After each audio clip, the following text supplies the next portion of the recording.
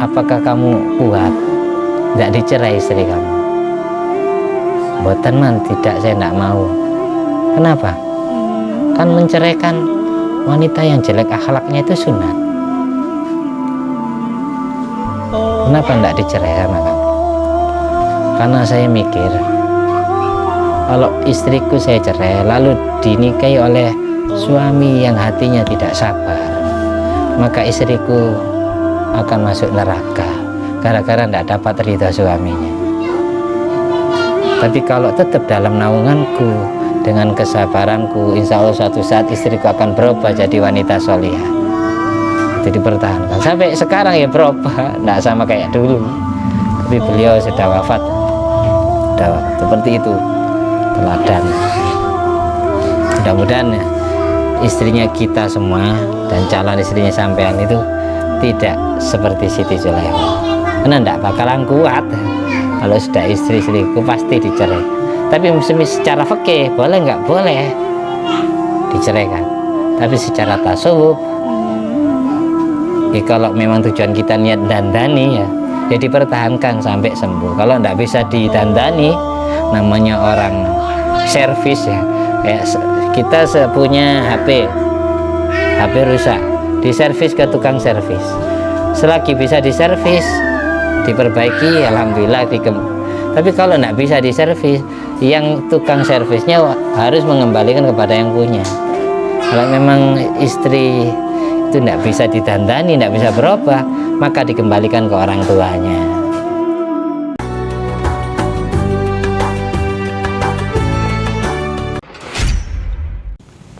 Assalamualaikum warahmatullahi wabarakatuh.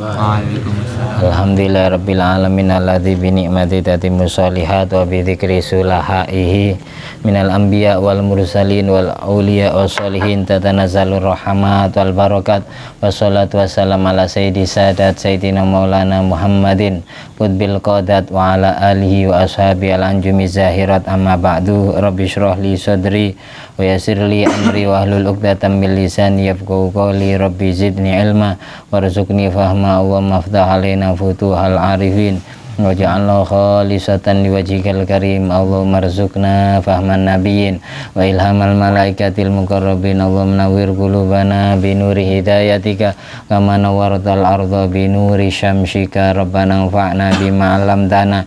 Rabbi 'allimna alladhi yanfa'una. Rabbi faqihna wa faqih ahlana wa qarabatin wa ashabin lana fi dinina. Allahumma inna na'udzubika min ilmin la yanfa' wa qalbin la yakhsha wa amalin la yurfa' wa du'ain la yusma'. Allahumma tahhir qulubana minan nifaq wa hassin furujana minaz zina wal fawahish wa alsinatana minal kadhib. Hasbunallah li dinina, hasbunallah li dunyana, hasbunallah lima ahammana, hasbunallah liman bagha alaina, hasbunallah liman hasadana, hasbunallah liman kadana bisu, hasbunallah indal maut, hasbunallah indal mas'ala fil qabr, hasbunallah indal mizan, hasbunallah indal hisab, hasbunallah indal sirat, hasbunallah la ilaha illa huwa alayhi tawakkalna wa ilayhi nunib, hasbunallah ni'mal wakil ni'mal maula wa ni'man nasir wa la hawla wa la quwwata illa billahil aliyyil azim. Allahumma sholli ala sayyidina Muhammadin wa ala sayyidina Muhammad madanil judi wal karma bil ilmi wal hilmi wal hikmi wa barik wa sallim alhamdulillahi rabbil alamin. Sekarang kita meneruskan tafsir Jalalain surat Yusuf ayat 30.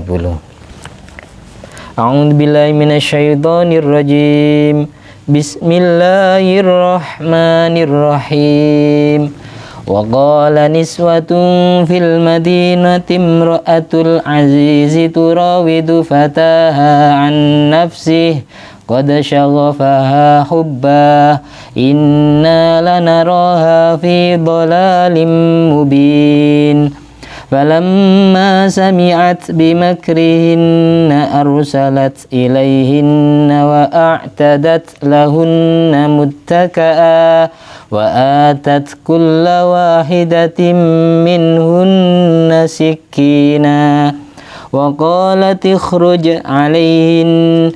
Falamma ra'aynahu akbarnahu wa qatta'na aydiyahun wa qulna hasha lillahi ma hadha bashara in hadza illa malakun karim.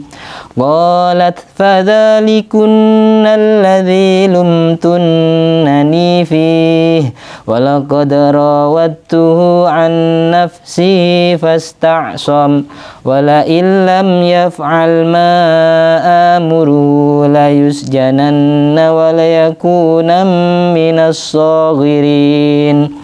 Qala rabbis sijnu ahabbu ilayya mimma yad'unani ilayhi wa illa tasrif anni kaidahunna asbu ilayhinna wa akum minal jahilin. Fastajaba lahu rabbuhu fasarafa anhu kaidahun innahu huwas sami'ul alim. Shadaqallahul azim. Kemarin diceritakan bahwa ketika Siti Zulaikha dan Nabi Yusuf alaihissalam dipergoi oleh suaminya di ambang pintu, di depan pintu. Dan pada waktu itu ada saksi menyaksikan kejadian itu. Lalu Kitfir al-Aziz, suami Siti Zulaikha yang merupakan Perdana Menteri Raja Royan bin Walid al-Amliki, Raja Mesir waktu itu. Jadi suaminya Siti Zulaikha itu anggaplah Perdana Menteri, wakil presidennya. Perdana Menteri punya istri namanya Zulaikha. Zulaikha ini jatuh cinta kepada budak laki-lakinya sendiri yang bernama Nabi Yusuf. Nabi Yusuf punya bahasa Ibrani karena dari bumi Kan'an. Bumi Kan'an itu bumi Suriah sana, bumi Lebanon, bumi Turki, Mesir bagian timur, itu termasuk bumi Kan'an. Bahasanya Ibrani, bukan bahasa Arab, beda dengan bahasa Mesir. Di waktu itu Kitfir al-Aziz, suami Siti Zulaikha, mau menyalakan istri, tidak bisa. Mau nyalakan Nabi Yusuf juga tidak bisa, karena butuh saksi yang melihat dengan mata kepala sendiri. Waktu itu ada salah seorang pria yang masih kerabatnya Siti Zulaikha sendiri. Wa syahida syahidu min ahliyah, ada saksi yang menyaksikan kejadian itu. Lalu si saksi ditanyai sama Kitfir al-Aziz, gimana menurut kamu, siapa yang bersalah? Pihak pria apa yang wanita? Zulaikha apa Yusuf yang bersalah? Lalu saksi itu bilang, ingkana qamisu qudda min qubulin faswadaqat wa huwa minal kadhibin. Kalau bajunya Yusuf itu sobeknya dari depan, berarti Zulaikha yang benar, terus Yusuf yang bohong. Jadi Zulaikha yang tidak bersalah, Yusuf yang bersalah. Kalau memang pakaian Yusuf sobeknya bagian depan. Tapi sebaliknya, wa ingkana qamisu qudda min duburin fakadzabat wa huwa minas shadiqin. Kalau memang sobeknya pakaian Yusuf itu dari arah belakang, maka yang bohong adalah istrinya panjenengan, Zulaikha. Yusuf orang yang jujur berarti. Setelah dikoreksi, dilihat falamma ra'a qamisahu qudda min duburin, ternyata pakaian Nabi Yusuf sobeknya dari belakang. Berarti kalau seorang laki-laki pakaian belakangnya yang sobek, berarti ditarik kan, logikanya kan gitu, ditarik. Berarti yang ngejar ini yang wanita. Ini kenyataan Nabi Yusuf pakaiannya sobek. Setelah diperiksa sama Kitfir al-Aziz, yang sobek bagian belakang. Berarti istrinya Kitfir al-Aziz yang narik, yang memaksa. Kalau sobeknya dari depan, ini berarti yang laki-laki yang bersalah. Jadi ketika perempuannya dipaksa, ya nggak mau, akhirnya sampai pakaiannya diginikan, sobek kan, bisa ditarik ke samping sobek. Ini kenyataannya pakaian Nabi Yusuf yang sobek, pakaiannya Siti Zulaikha tidak sobek sama sekali. Setelah diperiksa, kebenaran sudah menunjukkan bahwasanya Yusuf lah orang yang tidak bersalah, tapi istriku lah yang merayu Yusuf. Setelah mengetahui kesaksian seperti itu, Kitfir al-Aziz bilang gini, sebagaimana surat Yusuf ayat 28, innahu min kaidikunna inna kaidakunna azim. Wahai para wanita. Dan waktu itu yang wanitanya bukan Siti Zulaikha saja, ada 5 wanita yang ketepatan ada di dalam rumah itu. Kayak wanita ini kong kali kong sudah. sudah dipersiapkan untuk merangkap mangsanya. Tepatan yang melakukan eksekusi Zulaikha sendiri, tapi yang 5 di luar. Makanya bahasanya Kitfir al-Aziz, innahu min kaidikunna. Ucapan kamu wahai Zulaikha yang menyuruh Yusuf agar dipenjara atau menyuruh Yusuf agar dihukum dengan pukulan yang sangat dahsyat, itu cuma alibi yang kalian bikin, itu cuma tipu daya yang kalian bikin. Bahasanya kalian, padahal yang diomongi satu wanita, berarti di situ banyak sebenarnya, bukan Siti Zulaikha saja. Inna kaidakunna azim, wahai wanita, sesungguhnya tipu daya kalian itu agung. Di sini uniknya bahasa Al-Quran, ketika Allah membahasakan tipu daya wanita, Allah bahasakan dengan azim, agung. Tapi ketika Allah membahasakan tipu daya setan, Allah bahasakan dengan dhaifan, lemah. Di Al-Quran itu ada ayat inna kaidakunna azim, inna kaida syaitani kana dhaifa. Di Al-Quran itu ada ayat gitu. Kalau tipu daya wanita itu Allah katakan agung, besar. Kalau tipu daya setan itu lemah. Inna kaida syaitani kana dhaifa. Kenapa seperti itu? Apakah wanita lebih hebat dari setan? Kok bahasa Allah ini kok beda di Al-Quran? Kalau membahasakan tipu daya wanita, Allah bahasakan agung, azim. Tapi kalau Allah membahasakan tipu daya setan, Allah bahasakan dhaifan, lemah. Memang alasannya di dalam gini. Tipu daya wanita dalam urusan yang berkaitan dengan urusan hubungan intim dan nafsu syahwat, mereka sangat besar. Dan tipu daya laki-laki dalam urusan hela, urusan tipu daya yang selain itu malah lebih besar dari wanita.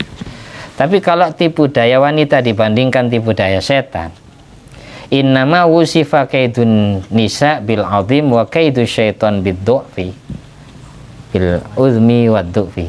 Kalau tipu daya wanita Allah istilahkan dengan agung, sedang tipu daya setan dengan lemah. Itu maksudnya gimana? Li'anna kaidan nisa aqwa, karena tipu daya wanita itu lebih kuat. Kenapa kok lebih kuat? Bisa babi annahunna habailus syaiton, karena wanita merupakan tali atau jerat umpan setan. Hati wanita itu dikatakan umpannya setan. Ibaratkan orang mancing, umpannya itu ingin dapat ikan ya harus pakai cacing, pakai anu. Wanita itu umpannya setan. Sehingga dikatakan tipu daya wanita lebih kuat, sebab wanita merupakan tampar atau talinya setan, jeratnya setan untuk memancing manusia. Fakaidahunna makrunun bikaidi syaiton. Jadi kesimpulannya, tipu daya wanita selalu bareng dengan tipu daya setan. Fahuma kaidani. Jadi dihitung 2 tipu daya. Kalau wanita yang melakukan tipu daya, maka lebih agung daripada tipu daya setan. Karena apa? Karena secara tidak langsung kalau wanita yang melakukan tipu daya, berarti di situ ada 2 tipu daya. Tipu daya setan dan tipu daya wanita sendiri. Tapi kalau setan yang melakukan tipu daya, maka dihitung 1, hanya tipu dayanya setan saja. Makanya Allah di Al-Quran membahasakan tipu daya setan itu lemah. Karena kalau setan ganggu manusia sendiri, manusia yang diganggu itu zikir, pasti setan pergi. Makanya di surat Al-Nas, Qul a'udzu birabbinas malikinas ilainas min syarril waswasil khannas. Aku berlindung kepada Allah min syarril waswas, dari kejelekan al-waswas, setan perayu, setan penggoda, setan pembisik. Al-khannas, yang senangnya ngintip. Namanya orang ngintip, nginceng ya. Kalau ada kesempatan maju, tidak ada kesempatan mundur. Jadi setan itu Allah juluki al-khannas. Khannas itu makhluk yang maju mundur, makhluk yang ngintip, yang ngincengan, yang nyelinap masuk. Kullama dzakarallah an qalbi, ketika hati ingat Allah, maka setan pergi.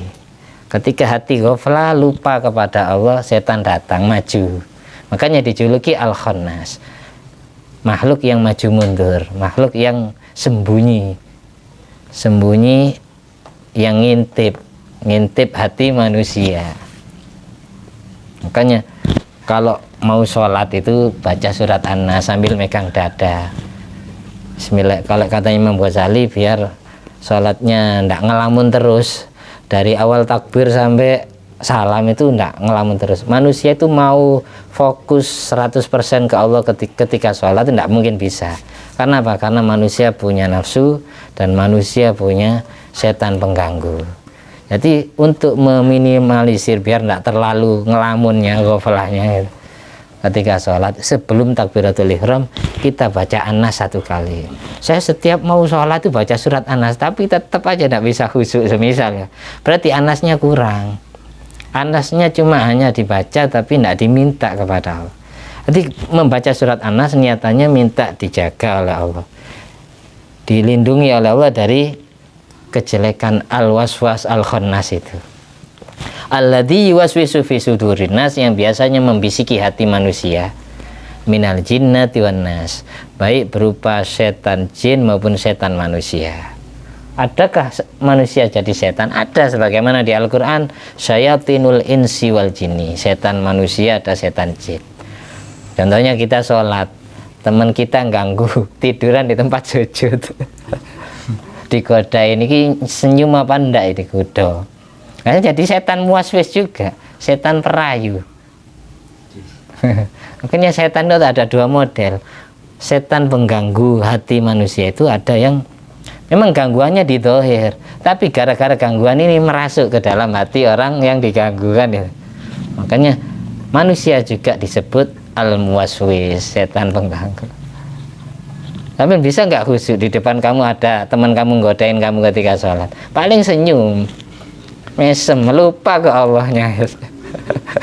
Jadi setan itu ada setan yang kelihatan mata, ada setan yang ketok mata. Makanya sebelum takbir itu tidak harus ketika kita di tempat sholat. Kita semisal mau sholat di musola atau di masjid, kita dari rumah itu sudah baca surat An-Nas 1 kali, 3 kali, 7 kali, tidak apa-apa sambil megang dada, biar dibentengi. Kalau dada ini Allah bentengi, maka setan tidak bisa masuk ke dalam kolbun hati. Nah, sebelum masuk ke hati, setan biasanya lewat dada dulu. Makanya alladzi yuwaswisu sudurin nas, dan juga ada doa Rabbi syrahli sadri, lapangkan dadaku ya Allah. Kenapa kok tidak Rabbi syrahli qalbi saja, lampangkan hatiku? Karena as-sadru hisnul qalbi, dada itu pintu gerbang masuk ke hati. Jadi sebelum semua setan yang mau masuk ke hati itu lewat dada dulu. Makanya doanya alladzi yuwaswisu fi sudurin nas, Rabbi syrah li sadri wa yassir li amri. Paham ya? Tuh, jadi sambil megang dada. Itu yang paling gampang Imam Ghazali. Ada Abu Hasan As-Sadili, sebelum takbir baca Subhanal malikil kudusil khallaqil fa'al, Subhanal malikil kudusil khallaqil fa'al, Subhanal malikil kudusil khallaqil fa'al, Subhanal malikil kudusil khallaqil fa'al, Subhanal malikil kudusil khallaqil fa'al, Subhanal malikil kudusil khallaqil fa'al, Subhanal malikil kudusil khallaqil fa'al. Dibaca berapa kali? 7 kali. Terus ditutup 1 ayat, iyasha yudhibukum wa ya'ti bi khalqin jadid wa madzalika 'ala Allahi bi'aziz. Iyasha yudhibukum, kalau Allah mau, Allah hilangkan was-wasnya setan, godaan-godaan setan. Wa ya'ti bi khalqin jadid, dan Allah datangkan makhluk yang baru, pengganti was-was. Apa makhluk yang baru pengganti was-was? Yaitu adanya kekhusyuan di dalam hati. Karena cuma orang yang khusyuk sholatnya bisa ikhlas. Makanya doa Kanjeng Nabi yang barusan kita baca itu, ini inna na'udzubika min ilmin la yanfa, ya Allah aku berlindung kepadamu dari mempunyai ilmu yang tidak manfaat, wa qalbin la yakhsha, dari mempunyai hati yang tidak bisa khusyuk. Karena cuma orang yang hatinya khusyuk, sholatnya ikhlas, Wa innaha lakabiratun illa 'alal khashiin.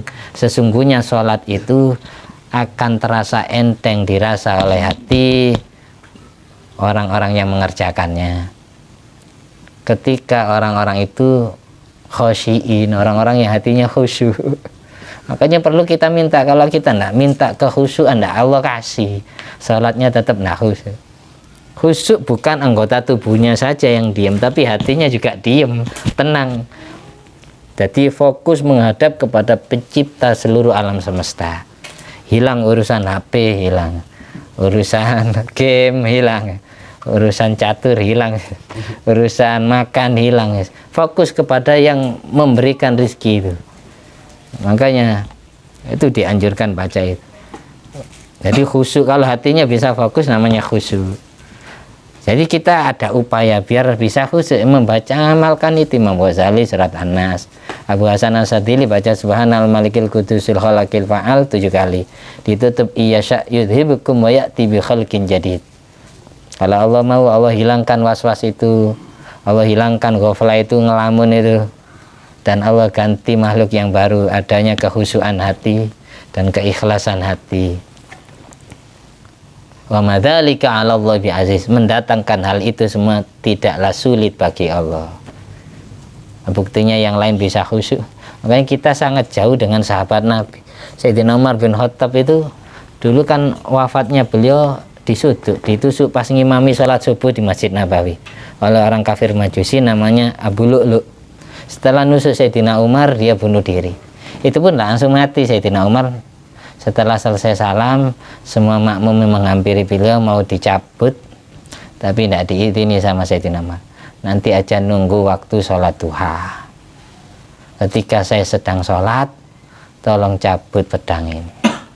Nanti mintanya gitu, sama seperti mertuanya, yaitu Sayyidina Ali bin Abi Thalib juga ngimami pas sholat subuh di Kufah, di Iran sana.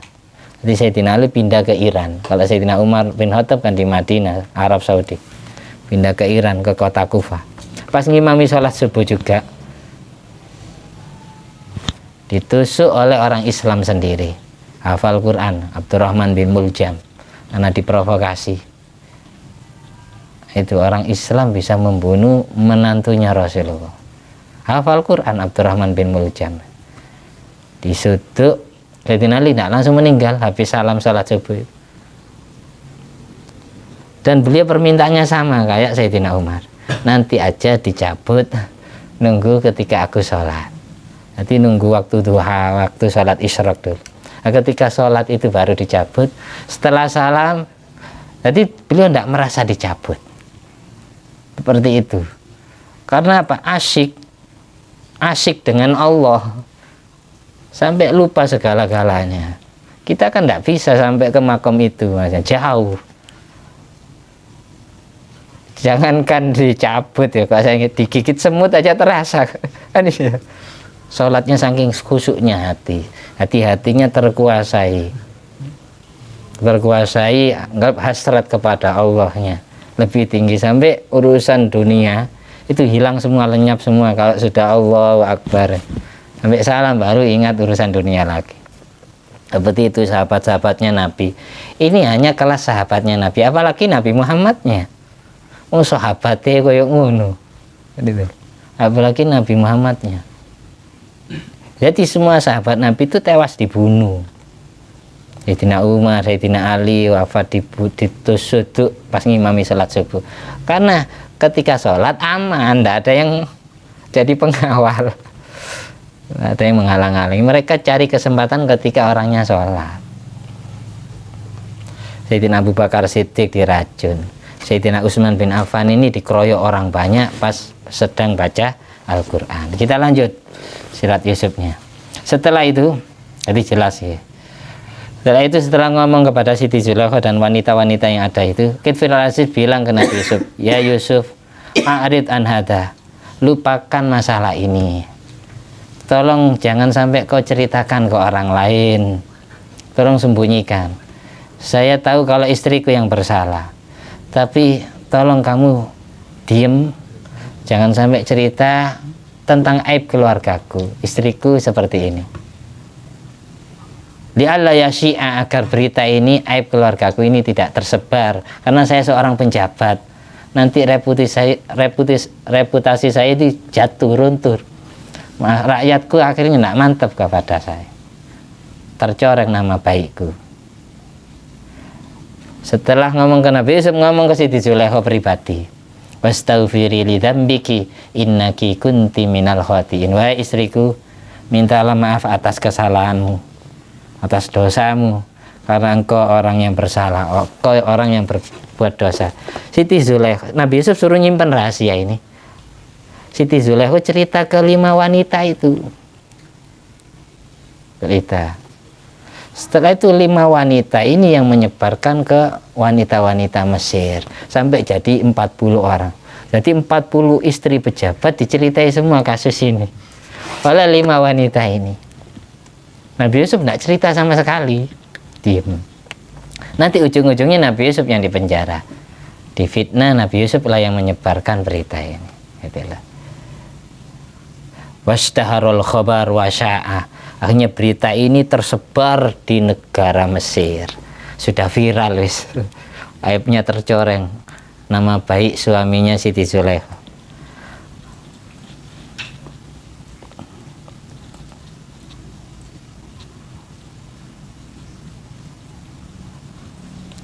Wa qala niswatun fil Madinah, karena sudah tersebar, wanita-wanita di Madinah, di negara Mesir itu semuanya ngerasani Siti Zulaikha. Wa qala niswatun fil Madinah imra'atul aziz turawidu fataha an nafsi. Istrinya Kitfir Al-Aziz, istrinya Perdana Menteri Al-Aziz. Al-Aziz jangan tersinggung. Mudah-mudahan istrimu enggak kayak gitu ya. Amin. Jadi kenapa Allah kok menyembunyikan, enggak mau menyebut nama Siti Zulaikha? Karena Siti Zulaikha bakal jadi wanita soleha, bakal jadi kekasih Allah. Jadi tidak disebutkan aibnya. Mau berjam tayang. Imro'atul Aziz turawidu fataha an nafsi. Istrinya Kitfir Al-Aziz, Perdana Menteri, sedang merayu budak laki-lakinya sendiri. Jatuh cinta kepada budak laki-lakinya sendiri. Qad syaghafaha hubba. Sungguh hatinya istri Al-Aziz dirasuki rasa cinta yang sangat mendalam. Qad syaghafaha hubba. Inna lanaraha fi dhalalim mubin. Jadi 40 wanita iki padha ngoceh, padha ngrasani Siti Zulaikha. Sesungguhnya kita para wanita melihat apa yang dilakukan oleh istri Al-Aziz itu merupakan kesesatan yang sangat jelas, perbuatan salah yang jelas. Kenapa? Bihubbiha iyahu, berani mencintai budak laki-lakinya sendiri, berani mencintai anak angkatnya sendiri, berani mencintai laki-laki yang bukan suaminya sendiri. Itu kesalahan, dianggap kesalahan jelas. Akhirnya jeneng Siti Zulaikha ya pegel, marah, diomongi kejelekannya. Ibaratkan ginilah, kalian kok seandainya berada di posisiku mungkin lebih parah dari aku, kalian tidak merasakan sendiri. Nanti podo jadi wong wedok ini. Allah menceritakan wanita itu kalau ada aib tetangganya dikit itu gampang nyampe kemana-mana. Ini sebagai bukti kalau dulu pernah terjadi, wanita itu kalau ada masalah orang lain itu gampang tutup nandindi. Maka dari itu ketika kita punya rahasia pribadi, jangan sampai bocor ke satu wanita pun. Maka akan jadi 10 wanita, akan jadi 20 wanita, akhirnya jadi satu kampung. Orang yang tidak tahu masalah malah jadi tahu. Contoh gampangnya gini, ada wanita punya masalah hidup, berantem dengan suami atau berantem sama pacarnya misalnya, jadi status WA, status FB, jadi curhat. Yang baca FB 5.000 temannya, yang baca WA semua kontak yang tersimpan. Jadi mereka yang tidak tahu jadi tahu. Kenapa mbak? Nah, ini sebagai bukti Al-Quran mengajarkan seperti itu. Kalau laki-laki insya Allah kuat nyimpan rahasia. Tapi ada laki-laki kalau punya watak kayak perempuan ini berarti dulu mau jadi perempuan tapi enggak jadi, lahirnya laki-laki. Berarti ini ono wong lanang ndak iso nyimpen rahasia. Itu berarti punya watak kewanitaan itu. Suruh operasi kelamin aja. Ndak bisa nyimpen rahasia. Jadi kalau masalah pribadi jangan, meskipun kita tidak cerita ke orang tapi kita cerita ke HP, ke medsos, sama aja cerita. Orang tidak tahu akhirnya jadi tahu. Itu aib keluarga, jangan sampai. Ini Siti Zulaikha kesal kepada wanita-wanita yang ngerasain itu. Falamma sami'at bimakrihinna arsalat ilaihinna. Ketika Siti Zulaikha mendengar rasanan gunjingan wanita-wanita itu, arsalat ilaihinna, Zulaikha kirim surat, nyuruh 5 wanita kepercayaannya suruh menyebarkan surat undangan kepada 40 wanita yang ngerasani beliau. Diundang suruh hadir ke istananya Siti Zulaikha, dijamu. Ditentukan harinya Jumat Legi, malam Jumat Legi. Jam sekian, ibu-ibu tolong berkenan hadir, gratis, nggak usah bayar. Aslinya wanita-wanita itu dengar ketampanan Nabi Yusuf tapi nggak pernah tahu orang aslinya. Aslinya mereka itu kepo, pen aja ya, pura-pura ngerasani, pura-pura ngomongi, sok suci, sok soleha, jelek-jelekan Siti Zulaikha.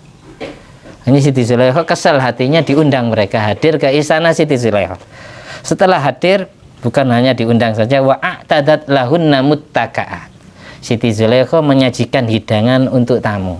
Muttaka'an ini makanan yang biasanya dipotong pakai pisau dan ketika mengkonsumsinya sambil sendenan, sambil sandaran gini. Melambangkan orang kaya kalau makan sambil sendenan. Begitu loh. Itu muttaka'an. Allah bahasanya muttaka'an. Apa yang dimaksud makanan yang dihidangkan oleh Siti Zulaikha yang biasanya dikupas hanya pakai pisau, tidak bisa pakai tangan. Yang dimaksud muttaka'an adalah wawal al-utruju. Al-utruju itu buah limau. Tahu buah limau? Apa ya? Jeruk kasturi. Jeruk yang hanya bisa dikupas pakai pisau, tidak bisa pakai tangan. Itu yang disajikan. Wa atat kulla wahidatin minhunna sikinan, dan masing-masing wanita yang hadir itu 40 wanita itu di satu wanita dapat 1 pisau. Tapi jatah buah jeruknya banyak. Masing-masing wanita megang 1 pisau, berarti 40 pisau. Setelah itu waqalat, setelah mereka dipersilakan makan, monggo, mari silakan dimakan jeruknya, jangan dilihat saja kan. Nah, mereka asik ngupas jeruk sambil ngunyah-ngunyah, sambil ngerasani. Masih belum puas ngerasani Siti Zulaikha. Baru di saat itulah mereka asik ngobrol, asik makan buah jeruk, ngupas buah jeruk. Waqalat li Yusuf ukhruj alaihinna. Nabi Yusuf disembunyikan di tempat di kamar sebelah. Yusuf, tolong kamu keluar, lewatlah di depan mereka. Nabi Yusuf suruh lewat di depan wanita yang asik berbincang-bincang dengan temannya dan asik ngupas jeruk limau, jeruk kasturi.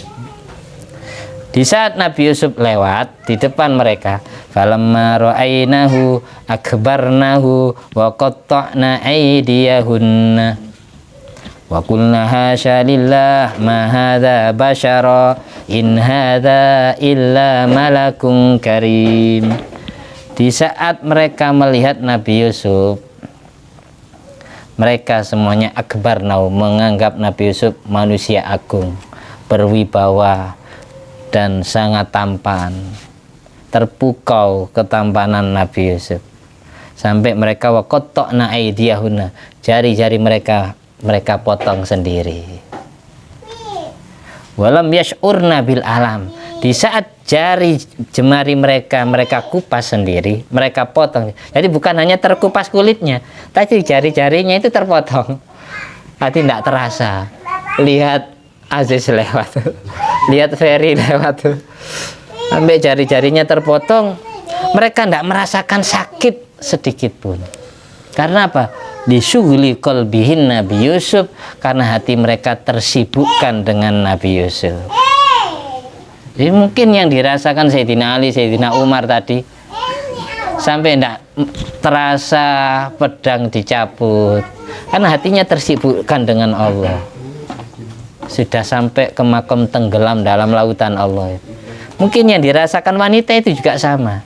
Mereka tenggelam dalam lautan ketampanan wajah Nabi Yusuf, sampai mereka mengupas tangannya sendiri, tidak sadar, tidak merasakan sakit. Iya ya.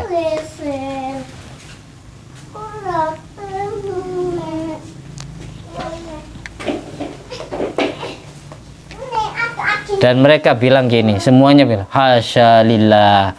Hasya lillah ini bahasa Al-Quran. Kalau kita bahasakan, kita itu maha suci Allah, atau bahasa Inggris oh my God, oh ya Tuhan. Itu kalimat takjub, kalimat kagum, kalimat kesambuk ya, kalimat heran ya, menyucikan. Mahadza basyara, ini bukan manusia Yusuf, in hadza illa malakun karim, tapi dia adalah seorang malaikat yang mulia. Karena apa? Mereka itu menganggap malaikat itu adalah satu-satu makhluk Allah yang suci dari nafsu syahwat. Pada saat Nabi Yusuf itu lewat, Nabi Yusuf tidak melirik satu wanita pun, hati cuma lewat dok. Wa adamil iltifat ilaihina, Nabi Yusuf tidak noleh, cuma lewat di depannya. Tapi mereka yang terpukau noleh, sampai lali ketika jari-jari tangan mereka terpotong semua. Nabi Yusuf sudah selesai lewat, baru mereka itu sadar, tuh jarinya jatuh dari pangkuan mereka, jatuh ke pangkuan mereka yang ngupas jeruk. Ada yang bilang di saat darah mereka mengalir, waqala Wahab mata minhum jama'atun. Ada pendapat ulama 40 wanita itu setelah melihat ketampanan wajah Nabi Yusuf, di saat darah jarinya mengalir, mereka langsung mati seketika itu juga, bareng, matinya bareng, langsung dicabut nyawanya oleh malaikat Israel. Ada yang bilang gitu, ada yang bilang masih hidup, nah matinya nanti setelah memaksa Nabi Yusuf untuk melakukan hal yang keji itu. Kenapa mereka terkesima? Lima hawa minal husni alladzi la yakunu adatan fin nasamatil basyariyah. Karena ketampanan wajah Nabi Yusuf tidak lumrah menurut manusia secara umumnya. Wa fil hadis, disebutkan dalam hadis, innahu u'tiya syatrul husni. Nabi Yusuf itu Allah karuniai, Allah beri separuh kegantengan. Separuh kegantengan itu gini loh. Bumi ini bundar. Bumi ini bundar. Diparuh jadi dua. Separuhnya ini milik Nabi Yusuf, separuh sisanya milik laki-laki seluruh dunia. Sedang Nabi Muhammad kegantengannya kullul ardi, seluruh bumi ini kalah ganteng semua dengan Nabi Muhammad. Faqal husni tafarrad munazzahun an syarikin fi mahasinihi fajauharul husni fi ghairu munqasimi. Di Burda, kegantengan wajah Nabi Muhammad itu tidak ada duanya, tidak tertandingi oleh siapapun. Hanya saja ketampanan wajah Nabi diibaratkan matahari, ketampanan wajah Nabi Yusuf diibaratkan bulan purnama. Mata kita bisa melihat bulan purnama dengan jelas, tapi mata kita tidak sanggup memandang kesilauan atau ketampanan wajah matahari, silau. Sehingga wanita yang hidup di zaman Nabi Muhammad itu tidak ada yang terfitnah, tercubo, terhipnotis dengan ketampanan wajah Nabi karena silau. Sedang wanita yang hidup di zaman Nabi Yusuf semuanya terfitnah, teruji ketampanan wajah Nabi Yusuf, karena ketampanan wajah Nabi Yusuf kayak bulan purnama. Bulan itu pantulan cahaya matahari kan ya. Tetap kelihatan ganteng banget ya, separuh bumi. Kita itu bagian dapat berapa persennya dari separuh itu? Dari separuh itu. Berarti Bumi separuh edang, separuhnya milik Nabi Yusuf, separuhnya milik kita bersama seluruh dunia. Dapat berapa cuilnya? Dan dikatakan gini, kenapa Nabi Yusuf Allah kasih separuh? Li'annahu warathu husni Adam yauma khalaqallahu azza wa jal qabla ayakhruja minal jannah. Nabi Yusuf ini Allah warisi ketampanan wajah Nabi Adam ketika Nabi Adam baru Allah ciptakan, dan sebelum Nabi Adam diusir dari surga ke bumi. Jadi waktu itu wajah Nabi Adam itu sangat ganteng. Sebelum makan buah huldi itu, syajaratul huldi, sebelum diusir dari surga ke bumi, wajahnya sangat tampan.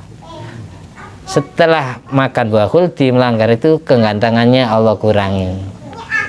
Lalu nanti suatu saat akan Allah berikan ke Nabi Yusuf.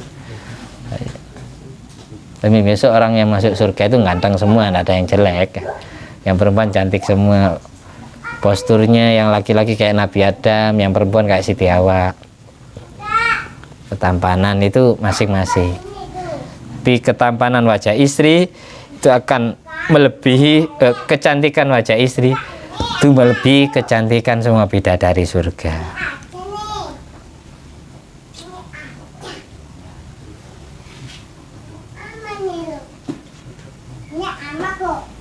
Jadi apa saja dalam masalah hidup kita jangan gampang ngerasani orang lain. Hikmah ayat yang kita baca ada karena kita tidak ada di posisi dia. Kok seandainya kita ada di posisi orang yang bersalah, yang digosip salah itu, mungkin ya bisa sama atau lebih parah dari orang itu. Makanya ini sebagai bukti, setelah mereka yang ngerasani Siti Zulaikha merasakan apa yang dirasakan oleh Siti Zulaikha, mereka terkesima juga, terpukau dengan ketampanan wajah Nabi Yusuf. Bahkan diceritakan nanti malah mereka memaksa Nabi Yusuf agar mau bersetubuh dengan Siti Zulaikha. Setelah itu mereka yang minta jatah gantian, padahal mereka semua punya suami. Makanya kalau itu betul-betul sabar hati Kitfir Al-Aziz, punya istri jelas-jelas selingkuh tapi tidak dicerai, malah cuma dinasihati, Yusuf lupakan kejadian ini, wahai istriku, kamu yang bersalah, mohonlah maaf atas kesalahan. Kok seandainya kita berada di posisi Kitfir Al-Aziz, mungkin istrinya ditempelin, langsung beli surat nikah kan ya. Tazawwaja ba'du sufiyya bimra'atin sayyi'atil khuluq. Sebagian ulama sufi itu ada yang sengaja nikah dengan wanita yang jelek akhlaknya, karena untuk dandani biar jadi wanita solihah, bertahap dandaninya. Dan saya punya kiai namanya Kiai Hasani. Kiai Hasani itu malah seneng kalau punya istri yang tidak solihah. Istrinya terlalu taat dikembalikan ke mertuanya, karena takut kurang ganjarannya. Ada ponakannya beliau namanya Kiai Fauzan, itu punya istri yang agak nggoda beliau, nyubo. Bahkan ketika undangan pengajian kayak gini, uang langsung diminta di tempat salamannya jamaah itu. Dilihat banyak orang. Suatu saat Kiai Hasani manggil Kiai Fauzan, sama-sama wafat orangnya. Jan, kenapa? Apakah kamu kuat tidak dicerai istri kamu? Boten man, tidak, saya tidak mau. Kenapa? Kan menceraikan wanita yang jelek akhlaknya itu sunat. Kenapa tidak dicerai sama kamu? Karena saya mikir, kalau istriku saya cerai lalu dinikahi oleh suami yang hatinya tidak sabar, maka istriku akan masuk neraka gara-gara tidak dapat ridha suaminya. Tapi kalau tetap dalam naunganku dengan kesabaranku, insya Allah suatu saat istriku akan berubah jadi wanita solihah. Itu dipertahankan sampai sekarang ya, berubah, tidak sama kayak dulu. Tapi beliau sudah wafat, seperti itu teladan. Mudah-mudahan ya istrinya kita semua dan calon istrinya sampean itu tidak seperti Siti Zulaikha, karena tidak bakalan kuat kalau sudah istri-istriku pasti dicerai.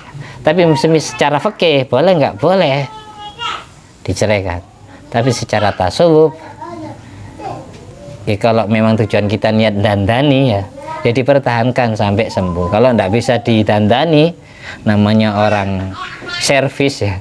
Kayak kita punya HP rusak, diservis ke tukang servis. Selagi bisa diservis, diperbaiki, alhamdulillah. Tapi kalau tidak bisa diservis, yang tukang servisnya harus mengembalikan kepada yang punya. Kalau memang istri itu tidak bisa ditandani, tidak bisa berubah, maka dikembalikan ke orang tuanya. Itu kalau lihat Siti Zulaikha yang sekarang kayaknya jelek banget. Kalau kita tidak melihat Siti Zulaikha sesudah menikah dengan Nabi Yusuf. Siti Zulaikha wali dari kaum wanita. Suatu saat akan bertobat, beriman kepada Nabi Yusuf, beriman kepada Allah, bahkan setelah menikah dengan Nabi Yusuf tidak mau disetubui oleh Nabi Yusuf. Sampai Nabi Yusuf memaksa karena Nabi Yusuf dapat wahyu agar menyetubi Siti Zulaikha. Diajak malam ditunda pagi, diajak pagi ditunda siang, diajak siang ditunda malam lagi. Tidak pernah mau. Akhirnya Nabi Yusuf marah. Dulu kamu sebelum nikah sama saya dipaksa. Saya mau diperkosa. Sekarang saya sudah nikah, jadi wanita yang halal bagiku. Saya aja tidak pernah mau. Jawaban Siti Zulaikha, sesudah aku menikah dengan engkau wahai Yusuf dan beriman kepada Allah, sejak aku beriman kepada Allah tidak ada satupun mahabbah, rasa cinta yang mengalahkan cintaku kepada Allah. Tidak ada duanya. Itu tidak jatuh cinta lagi kepada Nabi Yusuf, malah jatuh cintanya kepada Allah. Siti Zulaikha. Akhirnya Nabi Yusuf menyampaikan, bukan seperti itu maksud saya. Saya mengajak kamu hubungan intim itu karena saya dapat wahyu suruh menyetubuhi kamu karena kelak akan Allah karuniai 2 anak yang Allah jadikan nabi penggantiku setelah aku meninggal dunia. Akhirnya Siti Zulaikha mau. Kisah ini disebutkan di kitab Ihya Ulumuddin. Kan gini, episodenya belum selesai. Belum selesai, masih sampai di yang jelek-jelek. Tapi kita bisa ambil pelajarannya. So, kita lanjut pertemuan yang akan datang, mudah-mudahan bermanfaat. Amin. Al-Fatihah.